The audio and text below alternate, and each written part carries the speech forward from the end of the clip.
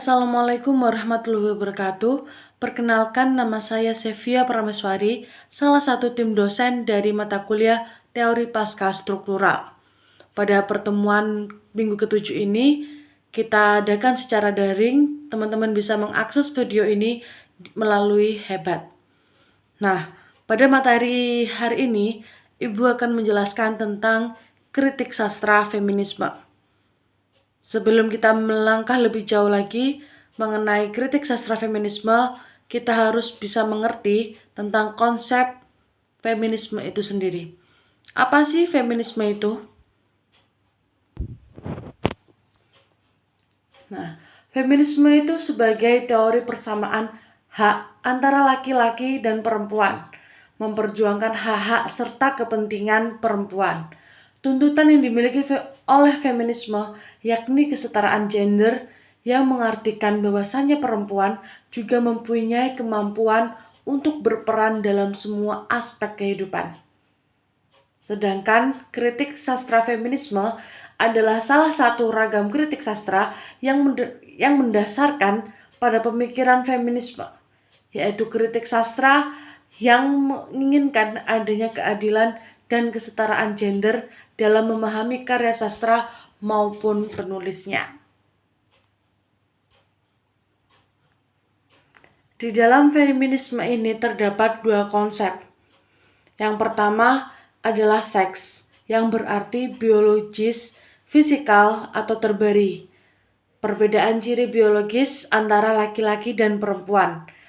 Dan yang kedua ada gender, yang berarti karakteristik atau peran sosial yang diatribusikan kepada laki-laki dan perempuan. Dengan kata lain, masyarakat percaya bahwa peran gender berasal dari apa yang disebut dengan kodrat. Terkadang masyarakat kita itu sangat sulit membedakan antara seks dan gender. Sebenarnya seks itu atau gender adalah dua hal yang sangat berbeda.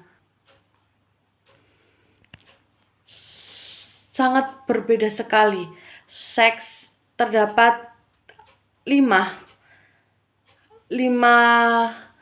acuan, yaitu ada biologis, yang kedua kodrat, pemberian Tuhan, alami, dan yang tidak dapat diubah.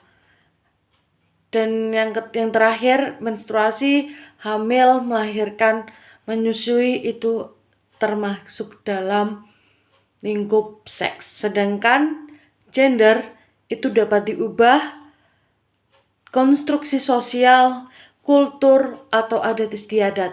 Terkadang di masyarakat kita banyak menganggap bahwa perempuan itu harus bisa masak, perempuan itu harus bisa mencuci, mengurus anak, padahal kodratnya seorang perempuan hanyalah menyusui, hamil, melahirkan, dan juga menstruasi. Selain itu, bukanlah kodrat seorang wanita. Semua laki-laki maupun wanita bisa melakukan, termasuk pekerjaan mencuci, membersihkan rumah, mengurus anak, semua bisa dilakukan oleh berbagai gender, perempuan ataupun laki-laki.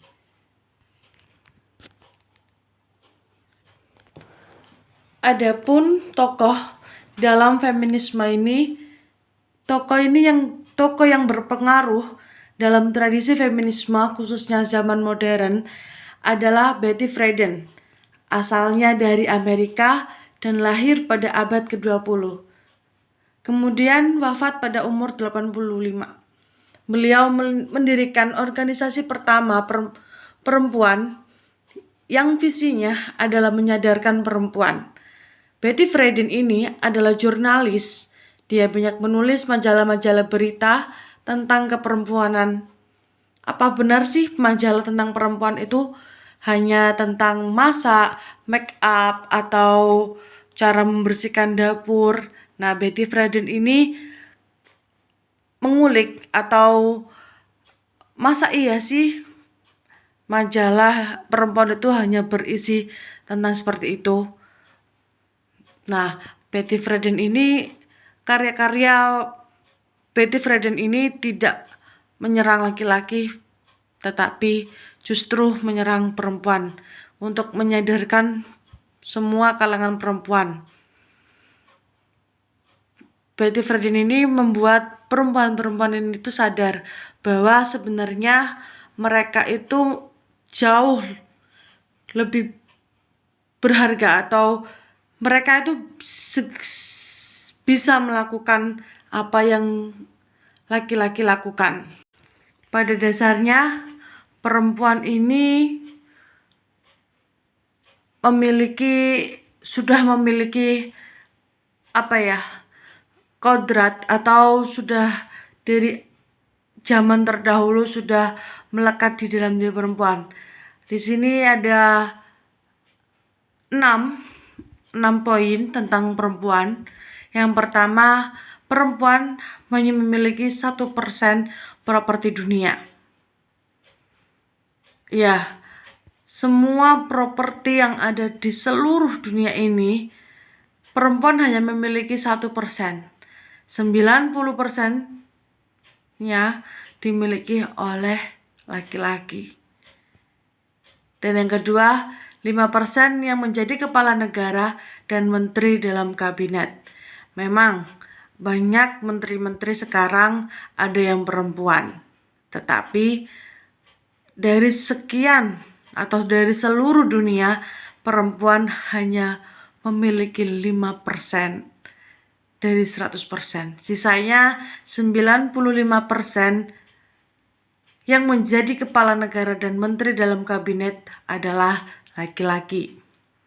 Dan yang ketiga, menghabiskan sekitar 60% dari seluruh jam kerja. Kebanyakan perempuan ini kerjanya lama. Jadi misalkan dari pagi sampai ke petang. Dan yang keempat, memperoleh gaji 10% dari seluruh pendapatan. Kerjanya lama tapi dapat gaji yang sedikit. Itulah kebanyakan perempuan. Dan yang kelima, mewakili 60% dari seluruh buta huruf.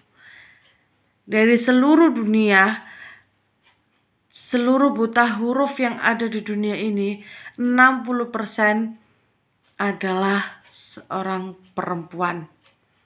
Dan yang terakhir, mewakili 80% dari seluruh pengungsi bersama dengan anak-anaknya. Jadi coba kalian lihat di luar sana, jangan jauh-jauh, di gempa Cianjur yang kemarin saja, di tenda-tenda pengungsi pasti yang lebih banyak adalah kaum perempuan, entah itu ibu, anak-anaknya, nenek, itu pasti banyak perempuan daripada laki-lakinya. Pada dasarnya perempuan itu sudah berada atau dalam posisi yang seperti ada gambar itu. Nah, perempuan itu pada yang anak kecil pojok itu yang pakai baju biru, pada dasarnya perempuan itu masih seperti itu, masih kecil. Nah, yang diperjuangkan oleh kaum feminisme ini adalah kesetaraan. Tapi di dalam gambar itu yang dibutuhkan oleh perempuan bukanlah kesamaan. Karena pada dasarnya antara perempuan dan laki-laki itu jelas berbeda.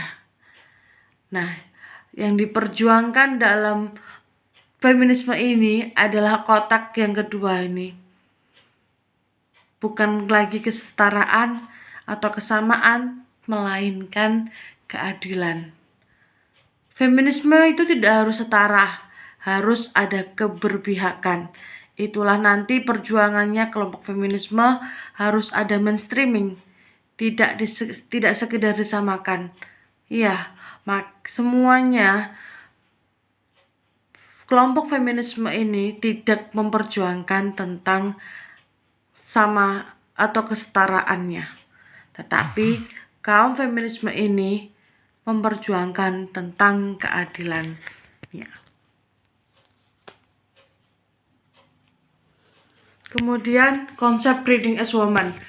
Reading as woman menurut Suwardi Endaswara adalah membaca sebagai perempuan.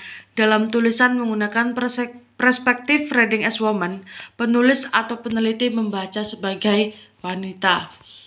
Nah, di dalam feminisme ini terdapat beberapa problematika gender, ada 5.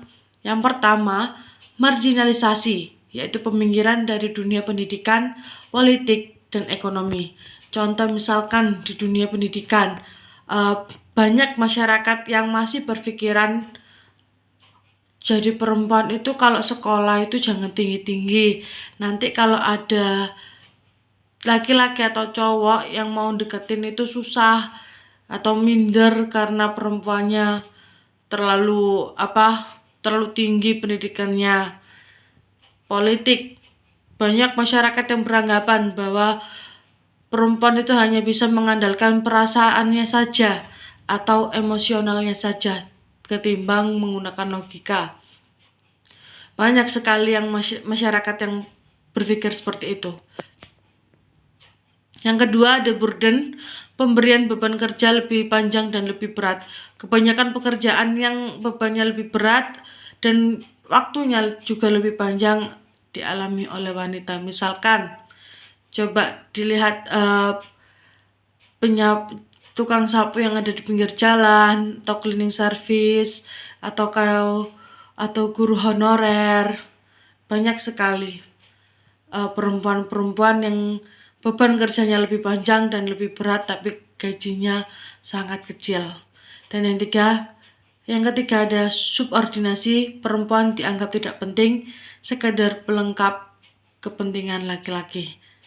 Dan yang keempat ada stereotip, pelabelan negatif. Stereotip atau pelabelan negatif terhadap perempuan sangatlah banyak sekali. Sangat banyak sekali terhadap perempuan itu. Misalkan kalau perempuan itu jangan pulang malam, perempuan itu jangan pakai pakaian yang terlalu terbuka. Banyak sekali stereotip pelabelan negatif terhadap perempuan sendiri. Dan yang ketiga ada violence atau kekerasan. Kekerasan terhadap perempuan ini sangatlah rentan. Bukan berarti tidak bisa terjadi pada laki-laki ya, tetapi kekerasan ini terhadap perempuan itu sangatlah rentan, dari fisik maupun mental. Perempuan sangatlah rentan terhadap kekerasan. Violence berhubungan erat dengan patriarki, memprioritaskan satu kelompok laki-laki dibanding perempuan. Peradaban kita adalah peradaban laki-laki, namanya patriarki. Penguasanya juga kebanyakan laki-laki, maka kebijakan yang dibuat sangat laki-laki. Jarang mempertimbangkan kepentingan perempuan dengan segala karakternya. Nah, mungkin itu saja perkuliahan kita pada minggu ini.